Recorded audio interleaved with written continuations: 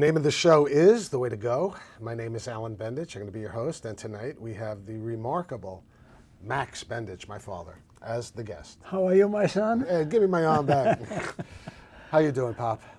Alan, I'm doing fine. That's great. So, Really, I'm doing fine. Again, why? The days, again, what I tell that to the people, it's a big deal, I say. The days become weeks, the weeks become months, the months become years, and eventually it's 101. Mm-hmm. Does it mean anything? So you're 101 years old. Oh, wait a minute. Have you learned anything? Wait a minute. I know, you're pushing 100 too. No, not yet. Oh. You're taking away a half a year from me. Oh, that's true. It's 101 and a half. Right. So have you learned anything in this, in the last 101 years? That's a good question. It's going to take me another 101 years to find out. I'll find out the answer one of these days. But I think you kind of have the answer, and the answer is to be an optimist, right? That's what you always say. Please, I hope you are enough. I think you are also. Most of it. I lean that way. Yes. But I lean that way, but then every now and then I lean the other way. And the other thing you say is luck. Those are the two things you always talk about, right? Right. And if you have bad luck, you survive it, then it's okay. No, that's Alan. I'll never. Naturally, I'll never forget it. But Alan, to look out again. I'm in the hospital and I'm coming home. Right. I'll tell you. We've talked Sure. about it. And I looked outside, and I saw people walking around and everything. In June of 1969. I don't remember. I do. And I said to myself, I could have been dead. Yeah. And they're still there, and they're walking around and hollering and they're fighting. Did I learn anything? Right. I must have. Well, one thing you did do, because when you came back home after you were shot, it took you about 6 months before you started working again. And that I don't remember. Because of they cut open your abdominal muscles. And then you started working again, but you got rid of half of your business. So you made a decision that you couldn't work as hard as you used to. That's right. And again, I'm the one who felt sorry. Right. Why? Because every now and then I see another laundryman come in and do the. Before I was about the only white laundryman who worked there. Right. In Harlem. In Harlem and where? On Lenox Terrace in Delano Village. Right. That's about 141st Street in Lenox. Yeah. Then I remember some younger guys. Like let's say you were in your 50s, some guys in their 40s started coming. I remember them coming around after you got shot. Look, why not? There's money to be made. That's right. There was money to be made. Right. Give people not good service. Give people a good product. Right. Give people it was a service, really. It's service. Because for you, it was. I think you weren't really selling the product as much as you were selling yourself. I think that's part of being a salesman. Maybe, yeah, right. See, again, I don't remember. I do. Now that it's all over, let it rest. Right. There's a new world coming. Well, and it is tough, that you're right about, I'm a little concerned about what, like you talk about sometimes, even though you have to be optimistic. The world, this is the first generation in a few generations, potentially like the millennials or whatever they call themselves, who might not be able to, they're going to have a lower standard of living than their parents. It's like the first time that they're talking about like widespread millennials potentially having a lower standard of living than their parents did. And that's a rough thing. With my parents and I and everything else, we were accustomed to that type of a life. Right. And little by little, it did go up. Now, it's somewhat stagnant, and you wonder when you see property for sale, $1 million. Who? Well, that's it. The other thing I was reading today was something about like Connecticut, Stanford, Connecticut, and Greenwich, and Bridgeport. They're saying in Bridgeport, you have unbelievably poor people, and right next to it, you have the 1%, the people who all the homes are multi-million dollar homes, and they live, and they're trying to tie in saying that the more people become the 1%, the poorer the people are becoming, because I guess there's just so many assets. The more one group has, the less the other group's going to have. And it's amazing. They said that the people in Stanford and in Greenwich have been averaging 17% increase in their earnings since 2007, which was when, even after the downturn in the economy. It's crazy. I mean, the rich are getting richer, is what I'm trying to say. Alan, again, did it concern us? I don't know, because we were not that high. Right. We never talked about money. And when we were growing up, I mean, money was not really a discussion. I mean, we just worked, you know, and that was it. I don't remember worrying about being rich or poor or anything like this in our house. Neither did I. But before I came home, and I told you what happened in Berlin and everything else, Right. and when I saw how things were going to be, I was on a lucky spot. Right. I came into what did I do? How do I word it? What are you talking There about? was a battle of the bulge. Oh, no. And Okay. I'll tell you what, and the battle of the bulge was the worst. I know. 50,000 Americans. I know. And again, I love maybe the people, there are veterans still with frozen feet. Right. Why? Not many left. There's not many veterans left. Not many. From World War II. They were in the foxholes. Right. They had open shoes and everything else. And look, I was there. Right. I didn't go in the Battle of the Bulge. Right. That was luck. one general fighting another. Right. Eisenhower Right. was fighting someone else. And the other one was, I came into Berlin where the Russians were. And you made money. And I made money. Right. Again. But even with the money you made, I mean, having money doesn't necessarily mean you're going to be successful. In other words, you talk sometimes about how, at least you did when you were younger, you talked about that you wish your vision had been higher. Oh. Because even though you had money, you invest. I mean, I'm not saying you did anything bad. I didn't, as far as I know. Right. But what I'm saying is that you did mention, you say you never have regrets, but you mentioned that's the one regret. I can't believe I'm going to remind you of it. But it was that you wish your visions had been higher. Oh, now, I must have said a few words after that. Right. But I wasn't in a situation, Alan, Right. to have higher Expectations, right? expectations. Right. Because why? I settled myself out on a certain way, and I was satisfied. Right, and you maximized that. You actually did. I think you based on the business that you had, I don't think you could have squeezed one more penny out of that business. No. I think you were able to, and you did a good job. Obviously, David went to medical school, my brother. You were able to pay for everyone's college. You were able to give money to your kids. What more is there? What more is there? That's it. No, and Alan, Yes. Mom, Yes. remember there was a mom. She did almost everything, because when I came home from the army, I had sent everything to her. And fellows were laughing at me. Right. Who was this Mrs. Bendich? Who was Dorothy? And But with all the money you had and all the money you made, you lived a very simple. we lived nothing other Basically, you never spent a dime on yourself. Basically, right? Right. Why? I think because by accident we had enough. Right. Alan, no kidding. No, because I look at other people's No. families, and they, I look at these people even in Larchmont and Mamaroneck, and they, some of these people make fantastic. I mean, they must be making a fantastic living, but then they talk about issues related to having not enough money to take care of things. So it's really whatever money you made, you saved most of it.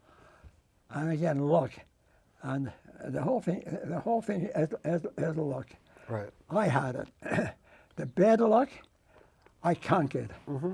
I conquered the bad luck, and it was bad luck. After we talked about on the other Right. about we were getting shot. Forget about the Right. getting shot. The idea was that I was in an opportunity Right. of doing something, and I realized this is how it has to be. And the other thing is, one thing I learned from you, and which what you did was, no matter what, how much money you made, and you made some money, you didn't make some money, whatever it was, you weren't the person that bought a car every year or every 2 years. And I'm the same way. I'm driving a 2001 Camry, So ultimately, there was no pretense for you. Oh, no, with me, there it is, Alan. I say, wait, and I talk about that. I don't realize that, and I tell that to new people and everything else. They ask me, how come you look? Why are you so vibrant? Why are you kidding? And it's a normal thing to do. Right. Not here or not here. And yeah, because I'll tell you, when I go to visit you sometimes, I look at the other people, and there's no one like you, really. I mean, even your friends. Like, your friends will come over, they're happy to see me, they'll say hi to me. I know. But no one shines like you do. As even Dina said, it's not the sun that's shining, it's you that's shining. Again, I'm not bragging. Yes. It's nothing to brag about. Right. I know that. I don't want to say that. Right. But I feel it. I say, not that I feel it. I also bring out my attitudes and to other people. Right. And usually the people who are working there, the elevator operator, they know me, and the aides, they know me. But the people themselves, they love you. I'll tell you, all the staff loves you. I mean, I go up there to the 10th floor, right? And I walk out the staff. All of a sudden, all the ladies say, "You're visiting Max? Oh, he's the best. I love him. Blah blah blah." The blah again, blah blah blah. Right. Why, I don't know. And well, everyone loves you. The other thing, in the last episode, we talked about showbiz. Every actor that works on Scriptless wants to be in a scene with you, or and they talk about that. They like the idea that they were, and it's maybe I don't know if it's your skill or whatever, or if it's that you're 101. I mean, you're a unique person in many ways, and they love working with you. I never had the opportunity to do anything else Right. until something else. Remember, maybe 10, I don't know. I said my children know. When I don't remember coming when I came in. It's about 10, 12 years. Well, off to Kate House? Yes. It's around 10 years. About 10. Again, I'd say 10. around 10. And in those It might 10, be 9 or 10, actually. And 9 or in 10. those 10 years, Yeah. I only have had what I call the most beautiful life there was for a year and a half. I know, think because that's Mom was there. Of course, about Mom. Right. And then it was a different, Alan, when I think of a different life, it's crazy. Right. And that's the new film that I'm doing, we're going to shoot Sunday, is a little bit about that. It's about, part of it is, losing a wife, and how do you go, I mean, I was there the day, I'm the one who told you when Mom died, and, I'm driving you to Mimi's house, and right there you said, today is the start of my that's new life. right.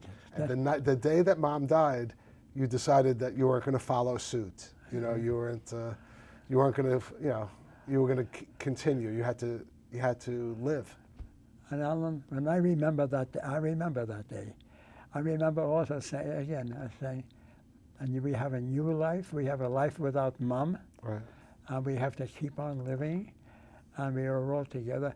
And it hurts. Right. So, but Alan. But I think of her all the time. Lately, I've been thinking a lot about Mom, and I don't know. I know she would have gotten a kick out of this show, and I know she would have loved Scriptless, and I know that she would, she would love it. I know. Again, why?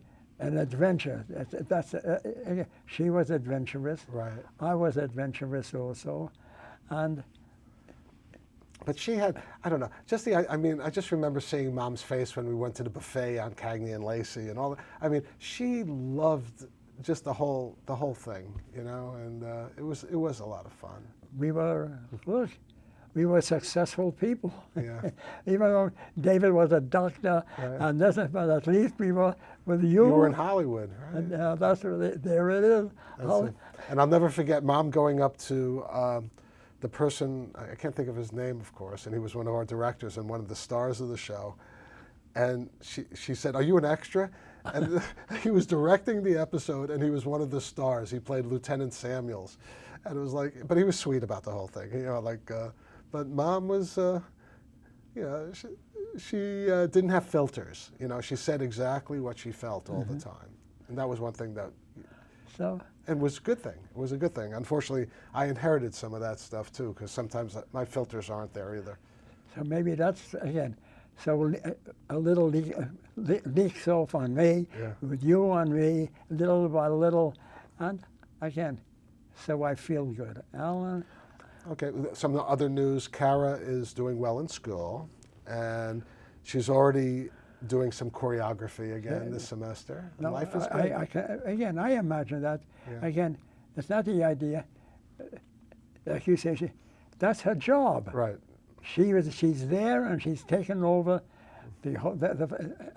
She's doing the next. Right. She's doing good. And again, and Alan, because of that, I see the New York Times every single day. Right. The arts section, and try to read. And for a week, that's 7 days. Right. So I look at the page, the front page. I turn the page. Again, on top of the page, there was like a photograph of, in 7 days, maybe 5 days, what do you see? Dances. I know. And I say, Kara has that type of a life.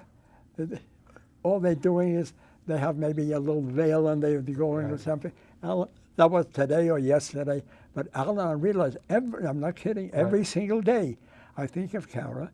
I think of the kind of work that is. Look on this. No, I know. I see. In the arts section. But the thing that I'll call her up. I try to speak to her 3 or 4 times a week. Right. And with my iPhone, they have something called FaceTime, so I could actually look at her when I'm talking to her. Unbelievable. When I see that, I don't want to believe it. And Kara's the only one who I do FaceTime with. Yeah. So I'll call her up and she'll say, "You only have a few minutes. I'm working out some choreography," or but it's fun. She's really getting into it, and it's wonderful. That's what she's there for. Right. She's there for learning. Right. And for showing. Right. And she's learning definitely from important people, and she's giving her best. Well, she's also doing the choreography. What she does is she's working with the dancers to show them how to do the dance that she created. That's what I'm saying. Yeah. She did it, and they appreciate it. Why? Because when you see the results, Alan, and we saw the results a few times. But it's also the process, and I think, the one thing about Mamaroneck, which is wonderful, they have the PACE program in the high school, and that's really what gave Kara the education that she got. I mean, she won the Rockefeller Award for choreography, but it's a tremendous program, and you do shows every week. You're constantly doing things. You're learning every aspect of theater, dance, singing, acting, and you have to do the whole thing, and it's a 4-year commitment. And she did that, and she got so much out of it, and it changed her life. I'm happy. Yeah, it's your granddaughter. Bendich. That's it. That's all. And she made a lot of good friends, and that's the thing. A little by we have. Wait, how about a granddaughter? The one, the karate. The great granddaughter. A great granddaughter. Sarah. Yeah. Who could imagine Sarah becoming a black belt, right? A black belt. What? And she's 12 years old. No, a black belt something. No, black belt in karate, I think it is, or whatever it is. But she's a black belt, and did you see how many championships? I know. The awards she has are taller than she is, and she weighs an ounce. There's she doesn't weigh anything, but she's. I wouldn't want to get her upset. Look, because she knock your head off. But she's the sweetest girl in the world too, though, right? I mean, there's no one sweeter than Sarah. But so look, Alan, That's it. we are again a lucky family. good old Bubby. Right. And, oh, you may not know it, or maybe you remember. My father's mother. I never met her. All right. You never met her? All right. My father's mother, I don't know what, living somewhere near Boston Road, the way I saw. Right. I think Mimi was the only one who met her. And got pictures of me. I believe in that. A wonderful little lady and a dancer boy and everything. But she was actually, you could say she was killed. I know. But again, Things happen. there are things. There's another way of saying it, but things happen. That's it. I don't. No. That's it. That used to be your favorite expression. That's it. Life is good, though, Pop. Okay. I think about the times throughout my life that if it wasn't for you and Mom, yeah, I mean. No, it's not. It's a family. Right. No, the whole thing. We were interested. We had cousins. Now, nobody actually, if you think of it, nobody was like us. We had Jaime. Right. We had a man by the name of Sam. Right. He had a steam laundry up in Ellenville. Right. And now it comes. we have a lecturer, a wonderful one. She lectures usually about Jewish people and everything, and certain times in their lives they were Satanists. It's impossible even to think about it. Right. So she's telling us about gangsters. Right. Gangsters in the family. Right. Now remember, there was a time when the Italian people were Right. the biggest gangsters, but before the Italians, they were the Jews. Right. The people looked at, what do you mean they were the Jews? Right. And some of the, Like Diamond Myelansky and all those and people. the guy in Cuba, what's Right. his name? Myelansky. Right. The biggest gangsters, and they were the Jews. Right. And then she asked the question, how many people here had gangsters in their family? Right. And Alan, no lie, almost every lady raised their hands. Wow. Wait a minute. By the gangsters, they were, what were their jobs? Bootlegger. Bootleggers. Right. Most of them were the bootleggers. Right.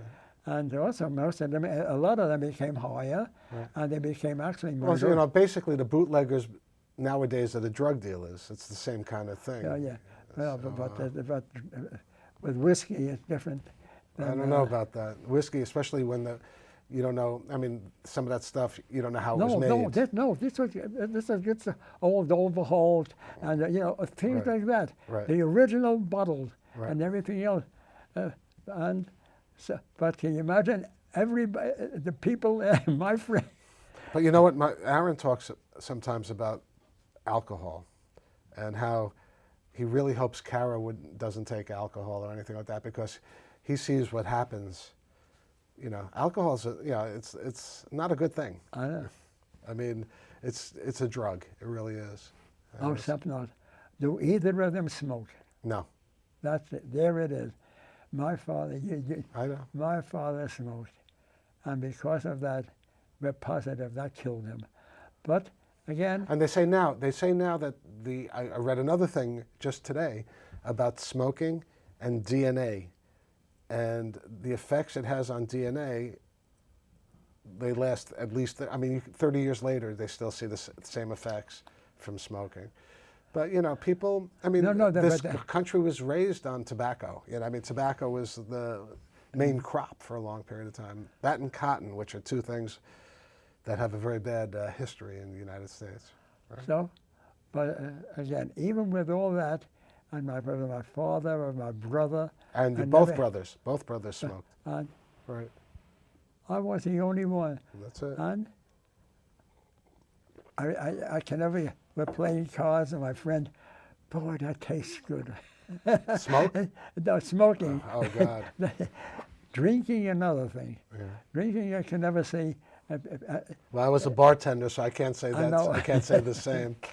But I used to make a living for years as a bartender, and I made it pretty. It was good. No, good. Right. Look, people drink. And not only did we drink, we used to have unbelievable, musicians coming to the clubs, and Stevie Wonder, all these people.